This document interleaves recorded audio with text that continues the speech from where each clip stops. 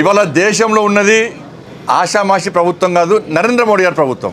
మేము మళ్ళీ చెప్తున్నాం, మేము తుపాకీ ఉండాల్సింది బార్డర్లో ఉన్న జవాన్ దగ్గర, సమాజాన్ని రక్షించే పోలీసుల దగ్గర, వీళ్ళ దగ్గర తప్ప వేరే వ్యక్తులకు తుపాకీ ఉండడాన్ని నరేంద్ర మోడీ గారి ప్రభుత్వం సహించదు, దానికి క్షమించదు, దానికి అనుమతులు ఇవ్వరు.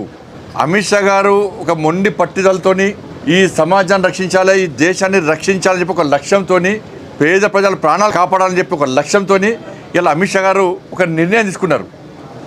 లొంగిపోండి, తుపాకీ గుట్టం ద్వారా మీరు ఏం సాధించలేరు, సాధించబోరు, ఇంతవరకు ఏం సాధించలేరు, మీరు ప్రాణాలు తీసుకోకండి, లొంగిపోండి, మావోయిస్టులను అంతం చేయడమే మా లక్ష్యం, మావోయిజం ఈ దేశంలో పనిచేయదు అని చెప్పి కరాఖండిగా చెప్పి ఇలా మావోయిస్టులకు అవకాశం ఇచ్చారు.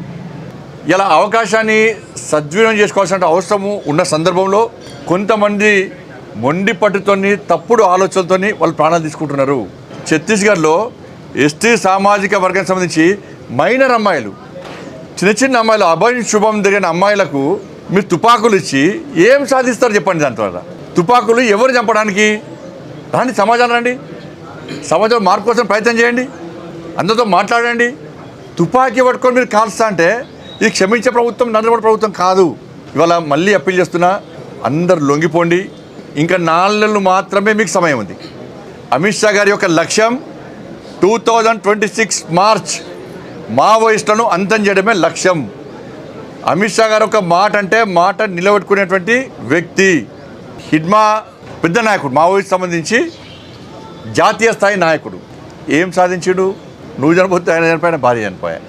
ఇలా అర్బన్ నక్సల్స్ మాయలో పడి, జంగల్లో ఉన్న నక్సలైట్స్ మీరు మోసపోకండి, మీ ప్రాణాలు తీసుకోకండి.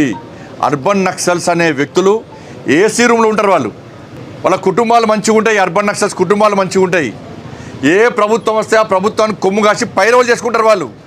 కాబట్టి ఇప్పటికైనా నేను మళ్ళీ అప్పీల్ చేస్తున్నా, ఎవరైతే అండర్ గ్రౌండ్లో ఉన్నారో వాళ్ళందరూ కూడా వాస్తవాలను గ్రహించండి.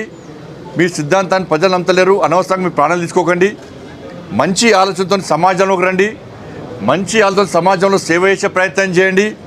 మీకు అండగా ప్రభుత్వాలు ఉన్నాయి, కేంద్ర ప్రభుత్వం మీకు సహకరిస్తుంది. ఇలా ఎన్కౌంటర్ అన్న గ్రహించి మీరు రండి. ఇంకా 4 నెలల సమయం ఉందని కూడా మీకు విజ్ఞప్తి చేస్తాం.